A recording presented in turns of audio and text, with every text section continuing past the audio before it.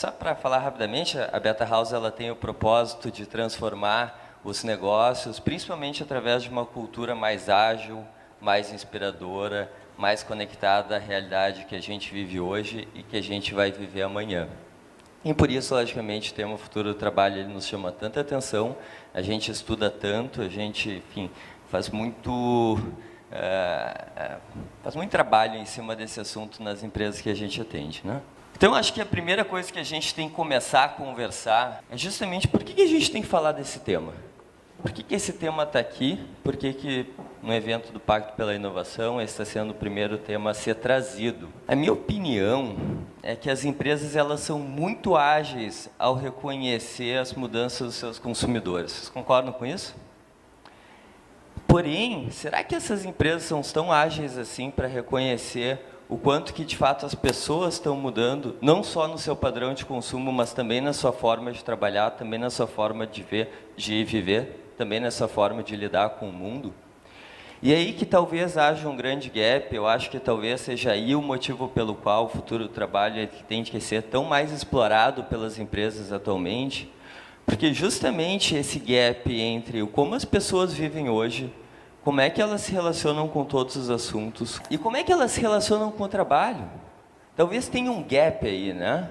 Eu acho que esse gap é super importante da gente começar a explorar e trabalhar ele para que, de fato, a gente possa construir um futuro melhor para as nossas organizações, principalmente aqui no Estado e no Brasil, que são tão tradicionais e que realmente precisam acelerar o seu processo de transformação, né, nesse mundo que a gente vive hoje, de mudanças cada vez mais complexas, mais profundas e, sem dúvida, mais rápidas. A primeira pergunta que normalmente todo mundo faz quando o assunto é futuro do trabalho, eu já vou começar aqui respondendo, a possível primeira pergunta de todo mundo é em relação à questão da robotização, né? Será que a tecnologia ela vai roubar o nosso trabalho? A primeira inserção, de fato, da tecnologia, que não é a tecnologia que a gente tem hoje, mas um outro tipo de tecnologia dentro do mercado de trabalho, foi no século XVIII, quando os teares da Inglaterra começaram a funcionar através de uma propulsão via gás, né? Perdi a palavra aqui, mas enfim, via vapor, exatamente, né? Isso aconteceu na primeira Revolução Industrial, século XVIII, Inglaterra. O que aconteceu? Os funcionários se uniram e quebraram esses teares, né? Com medo de que, justamente, dos teares movidos a vapor roubarem o emprego daquelas pessoas, daqueles tecelões que tinham justamente o trabalho de fazer a propulsão daquelas rodas, daquelas engrenagens funcionarem, e assim o tecido ser, de fato, tecido, né? Veja que interessante, a gente está no século XXI, vivendo a quarta revolução industrial, a gente já passou por mais 3 revoluções além dessas, e hoje no mundo a gente vive o maior nível de empregabilidade da história. E não só isso, a gente vive, os países desenvolvidos, onde a tecnologia está mais presente, são os países onde tem as menores taxas de desemprego. Então, pelo menos até hoje, a tecnologia ela não roubou o trabalho. Ela substituiu algumas profissões. Certo? Claro que quando a gente olha algumas economias pequenas, como a da Finlândia, que é um país voltado em neve e gelo, e ali tem uma economia que mais de 40% da população está ligada ao setor bancário, que é um setor que está vivendo uma transformação digital muito grande.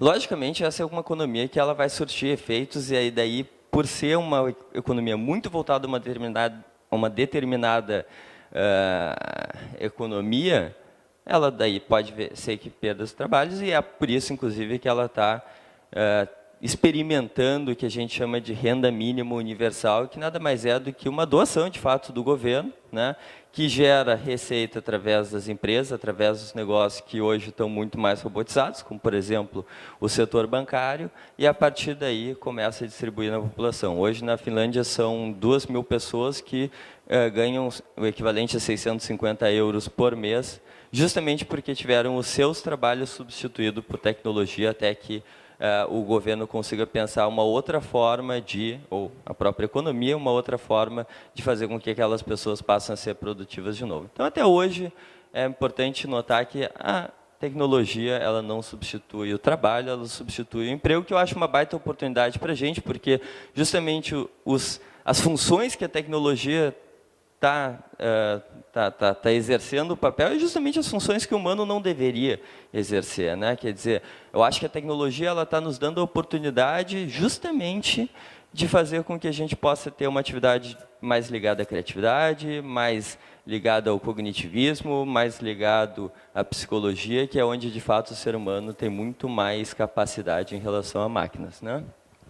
Mas eu queria trazer aqui o tema que eu acho que é fundamental, nós trabalharmos no assunto futuro do trabalho, que é justamente a relação entre as empresas e as pessoas, né? Quer dizer, os novos modelos de gestão e liderança, junto com o mindset das gerações e, mais especificamente, pelo mindset das novas gerações.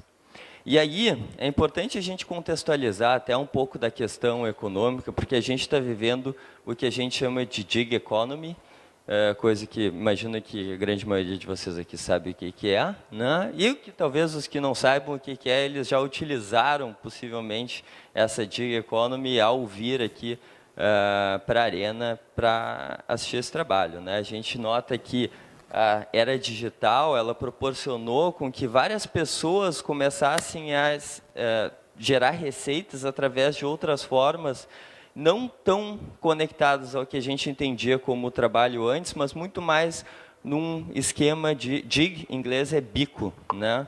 Muito mais numa economia freelancer. A gente tem Uber, Airbnb, Uber 99, quer dizer, aplicativos como uma grande referência dessa gig economy, mas muito antes desses próprios aplicativos, a gente havia programadores de software trabalhando o mundo inteiro fazendo freelancer, a gente havia pessoas fazendo apresentações de PowerPoint de uma maneira freelancer, criando marcas para a empresa de uma maneira freelancer, fazendo projetos arquitetônicos através de uma economia freelancer. Se a gente for olhar no mundo, existem várias plataformas. Eu acho que o Brasil ainda não utiliza tanto isso aqui que a gente chama de são mão de obras adicionais dentro do nosso contexto de trabalho, né? No Brasil ainda quem produz o negócio, vamos dizer assim, as atividades da Receita ainda são muitas pessoas que têm, mas a gente nota no mundo um movimento muito grande. Eu passei o ano passado, 2018, eu passei uns 40 dias em Xangai, e lá é impressionante como a mão de obra de outras empresas, como a mão de obra terceirizada, como a mão de obra freelancer é utilizada, inclusive em relação à atividade principal do negócio, né? O que até a própria flexibilização aqui da nossa lei trabalhista, que sempre também é um ponto que vem à tona quando a gente fala de trabalho, começou a flexibilizar e permitir com que as empresas aqui fizessem isso. Mas, de qualquer forma, a gente nota uma mudança de comportamento muito grande, muito conectada, inclusive, à questão da era digital, né? Tem alguns autores que a gente gosta muito de estudar. Um deles é o Frédéric Laloux, que é escritor francês, belga, desculpa. Ele escreveu Reinventando as Organizações, e ele explica muito o porquê que as empresas hoje elas estão muito conectadas a esse sistema piramidal, né? Alguns aqui já devem ter lido esse livro. O Frédéric é justamente, cara, uma pessoa espetacular, o nível de conhecimento, pensamento que ele gera é fantástico, recomendo muito. Mas o que acontece é que, na medida que os exércitos foram invadindo os países, eles começaram a criar pequenas organizações, pequenas empresas, justamente para suprir tanto o exército quanto aquela comunidade, aquela nova sociedade que estava sendo criada ali de produtos, de serviços. E, logicamente, o modelo estrutural dos exércitos foram copiados dentro da estrutura das organizações, e é muito por isso que hoje nós temos uma organização, ou organizações ao redor do mundo num sistema hierárquico, vertical, triangular. O que acontece é que esse sistema ele é deficiente em alguns sentidos, tá? Outro autor que chama Jacob Morgan, esse é um americano, ele é a principal referência talvez hoje em futuro trabalho e employee experience no mundo. Nós na Beta House temos uma relação bastante conectada com ele. E ele, inclusive, é uma grande referência para nós, interessante que ele é uma referência para nós, não porque ele diz, a gente inclusive discorda muito de como ele entende que o mundo vai ser, mas as reflexões e perguntas que ele traz em relação ao porquê que determinadas coisas são da maneira que são, elas são muito inteligentes e geram reflexões muito grandes. Então, ele acaba sendo uma grande referência para nós, mesmo a gente discordando da grande maioria das coisas que ele acha. Independente, não é uma questão de ser o dono da verdade, porém, uma das questões que ele traz, e que eu acho super interessante de trazer aqui para vocês, é o pensamento de quanto por cento da capacidade humana que a gente tem dentro das nossas organizações, de fato, está sendo utilizada. No momento que eu tenho um funcionário, que eu contrato um funcionário, eu estou fazendo o quê? Eu estou adquirindo, eu estou comprando, é nem um aluguel, porque não tem devolução, as horas, a atenção, o esforço daquela pessoa dentro da minha empresa. Agora, se eu pensar na atividade, na capacidade cognitiva, nas experiências, no nível de conhecimento, o quanto que, de fato, a gente consegue aplicar isso dentro dos nossos negócios? É muito pouco, tá? Daí vem pesquisas e tudo mais, mas talvez 5% seja um número interessante. Então, quer dizer, eu estou comprando 100% do tempo daquela pessoa, no momento que ela está trabalhando para mim, e eu estou utilizando 5% desse recurso tão caro que me custa. Será que eu não deveria justamente dar mais liberdade para essa pessoa? Será que eu não deveria proporcionar com que essa pessoa criasse mais valor do negócio do que, de fato, somente executasse funções?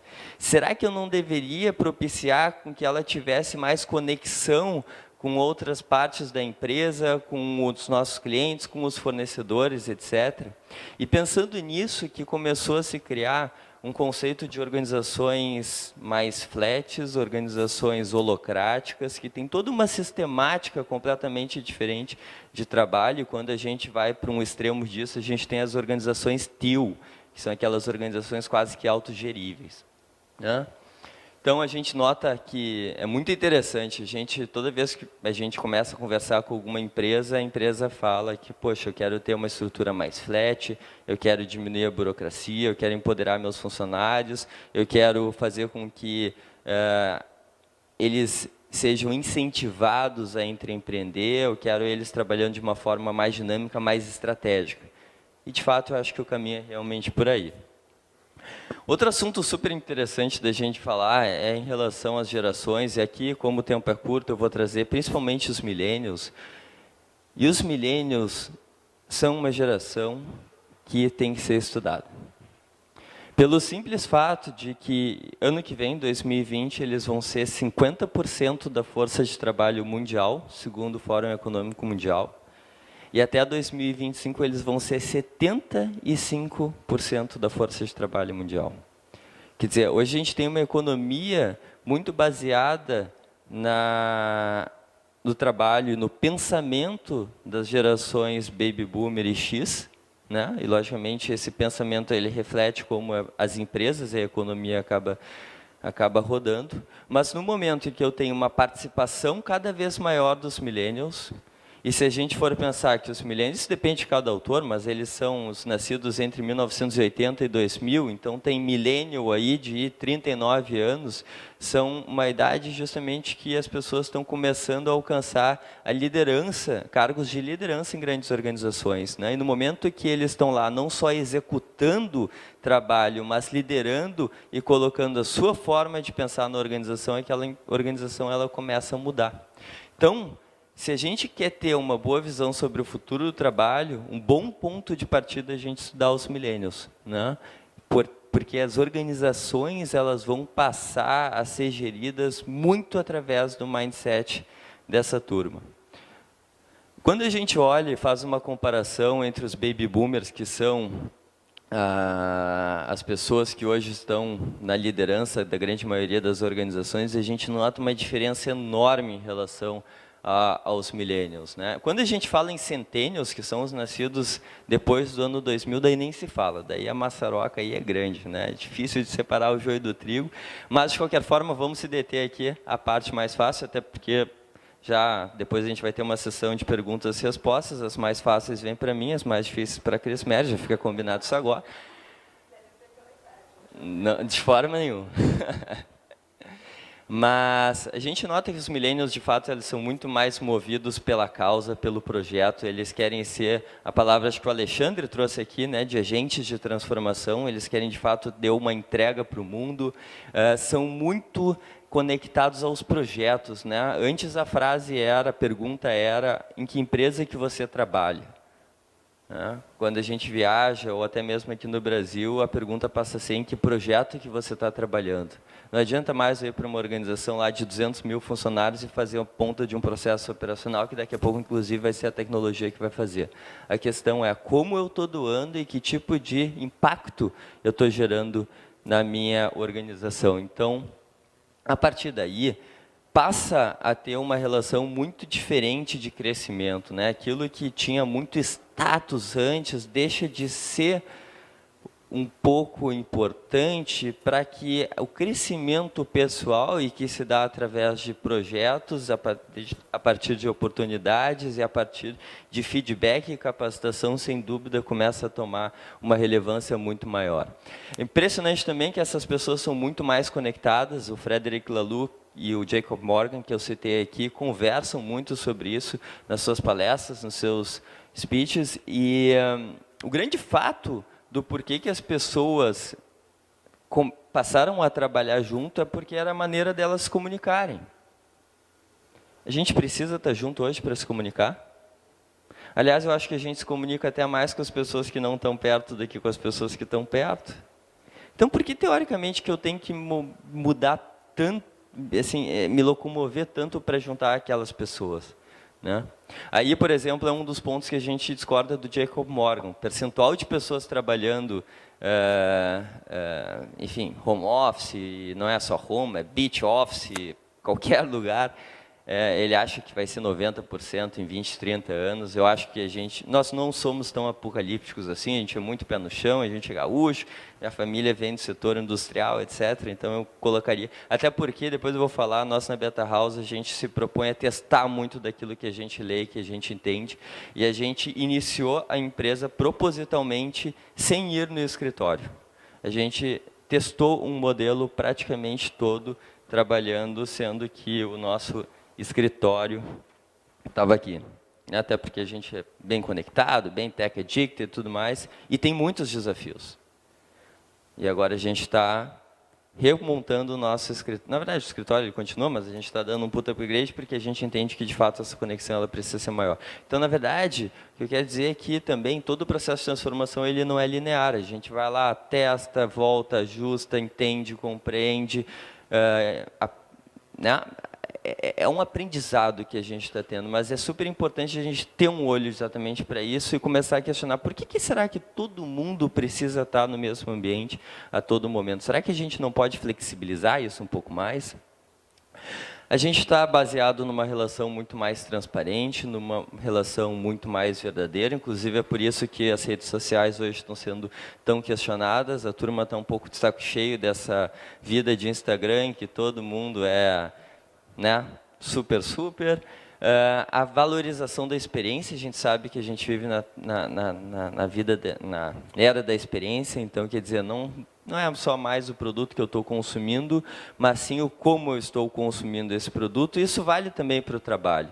Não é só o que eu estou fazendo, mas como eu estou fazendo. Como é que é o meu ambiente de trabalho, como é que é a empresa que eu estou, como é que são as conexões que eu posso fazer, qual é a flexibilidade que eu tenho para empreender. Ou seja, a experiência ela precisa ser levada para dentro do trabalho, é por isso que a gente estuda muito também o Employee Experience, que para nós tem uma conexão absolutamente forte com o futuro do trabalho. Né? E os negócios hoje eles são muito mais customizados, eles têm muito mais verdade, as pessoas querem saber quem é que produziu, querem saber se teve mão de obra escrava, querem saber se tinham menores no meio, querem saber se foram orgânicos, querem saber como é que determinado alimento foi não só produzido, mas foi transportado para o restaurante que eu tenho. A gente tem movimentos aí de hiperlocalismo na alimentação, etc. Então, isso faz com que as pessoas queiram negócios de muito mais verdade, e os millennials, especificamente, querem que as suas empresas sejam verdadeiros laboratórios, em que eles possam explorar as suas paixões e seus propósitos.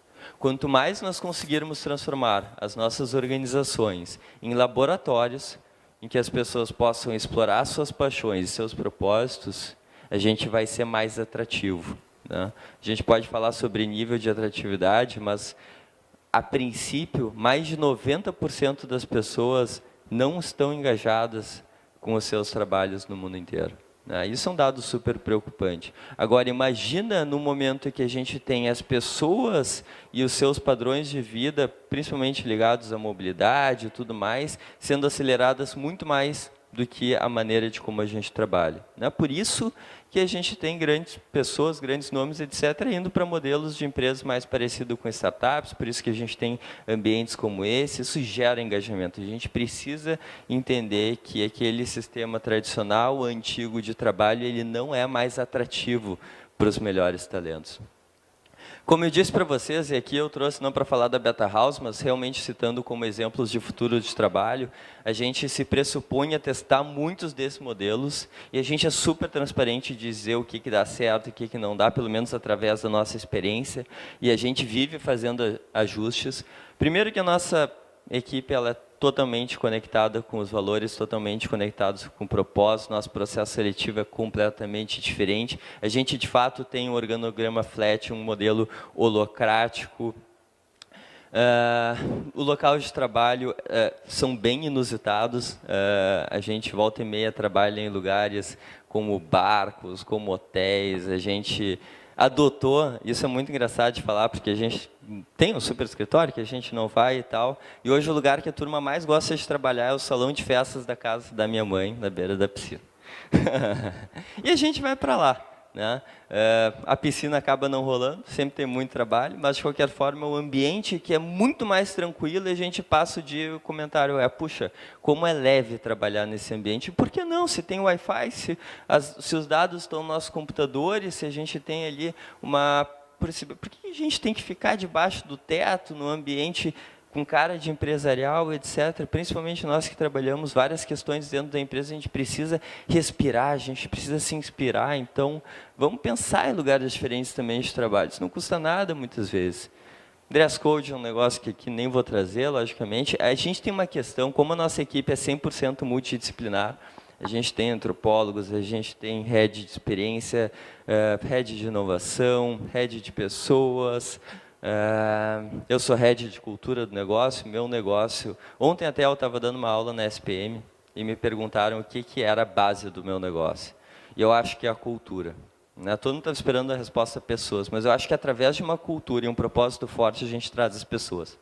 Então, a gente justamente costuma fazer muita gestão do conhecimento e lifelong learning, porque as pessoas têm conhecimento muito diferentes na empresa e a gente precisa compartilhar para justamente a gente ganhar sintonia, né?